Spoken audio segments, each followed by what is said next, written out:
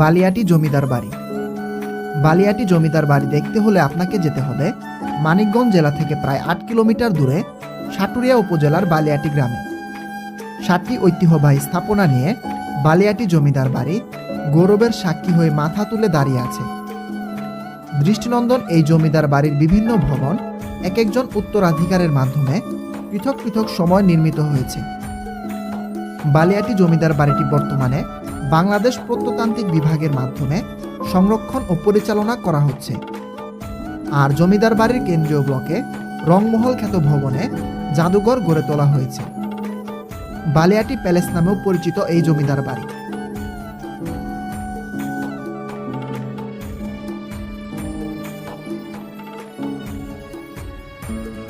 বালিয়াটি জমিদার বাড়িতে যেভাবে যাবেন, ঢাকার গাবতলী বাস টার্মিনাল থেকে আরিচাবা মানিকগঞ্জগামী যেসব বাস সাটুরিয়া হয়ে যায় সেই সব বাসে করে যেতে পারবেন। ভালো হয় গাবতলী থেকে সাটুরিয়াগামী এসবি লিংক পরিবহনে গেলে ভাড়া নিবে জনপ্রতি 70 থেকে 80 টাকা। সাটুরিয়া পার হয়ে সাটুরিয়ার 0 পয়েন্টে নেমে যেতে হবে। বাসের কন্ট্রাক্টরকে বালিয়াটি জমিদার বাড়ির কথা বললেই নামিয়ে দিবে। সাটুরিয়া 0 পয়েন্টে আসলে আপনারা অনেকগুলো ইজি বাইক পেয়ে যাবেন। সাটুরিয়া 0 পয়েন্ট থেকে জমিদার বাড়ির দূরত্ব প্রায় 1 কিলোমিটার।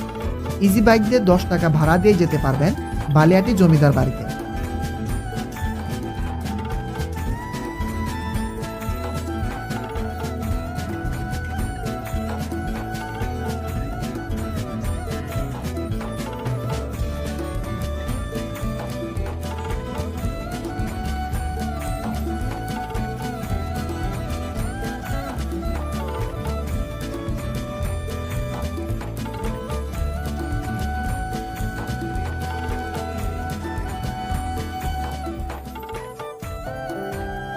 সকাল সকাল বালিয়াটি পৌঁছে আমাদের প্রথম কাজ সকালের নাস্তা করা, যা আমরা জনপ্রতি 50 টাকায় সেরে নিলাম বালিয়াটি জমিদার বাড়ি সংলগ্ন একটি হোটেল থেকে। সকালের নাস্তার পর্ব সেরে এখন আমাদের দ্বিতীয় কাজ বালিয়াটি জমিদার বাড়িতে প্রবেশের জন্য টিকিট কেনা। বালিয়াটি জমিদার বাড়ির প্রবেশ মূল্য জনপ্রতি 20 টাকা। বালিয়াটি জমিদার বাড়ির প্রবেশ দরজার দুপাশে রয়েছে দুটি সিংহের পাথরের মূর্তি। এই দরজা দিয়ে প্রবেশ করলে চোখে পড়বে প্রশস্ত আঙিনা। একই লাইনে দাঁড়িয়ে আছে 4টি বহুতল ভবন। বালিয়াটি জমিদার বাড়ি 19 শতকের স্থাপত্য কৌশলের একটি অন্যতম নিদর্শন।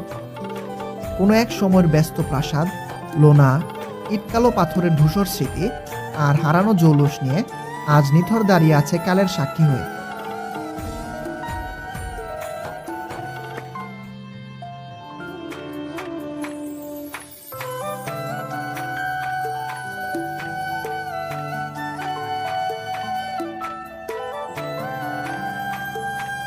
বালিয়াটি জমিদার বাড়িতে মোট 7টি প্রাসাদ আছে।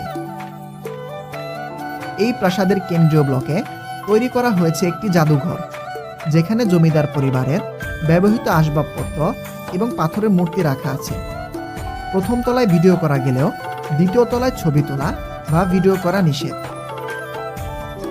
এই প্রাসাদের 4টি ব্লকের পেছনের অংশে 4টি অভ্যন্তরীণ ভবন বা অন্দরমহল আছে।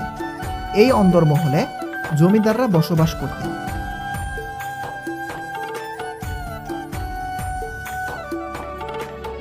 ভাবতেই অবাক লাগে, এই প্রাসাদগুলো তো একসময় জীবন ছিল।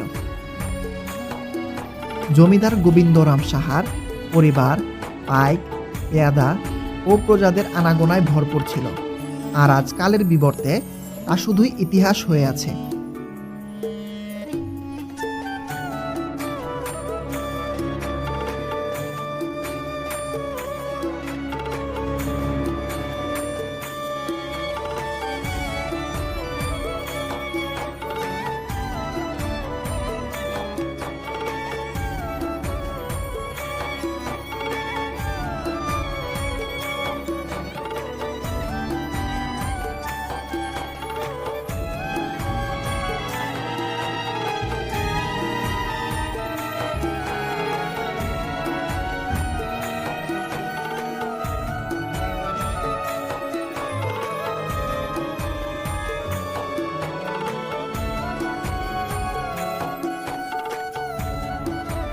জমিদার বাড়ির অন্দরমহলে এরকম অনেকগুলো কোর দেখা মিলবে, যেগুলো মূলত এখানে বসবাসকারীদের খাবার পানি সংগ্রহের কাজে ব্যবহৃত হতো। জমিদার বাড়ির অন্দরমহলের সামনে আছে বিশাল একটি দৃষ্টিনন্দন পুকুর। এই পুকুরে আছে শান বাঁধানো 6টি ঘাট, যা তৎকালীন জমিদারের শৌখিনতা সম্পর্কে ধারণা দেয়।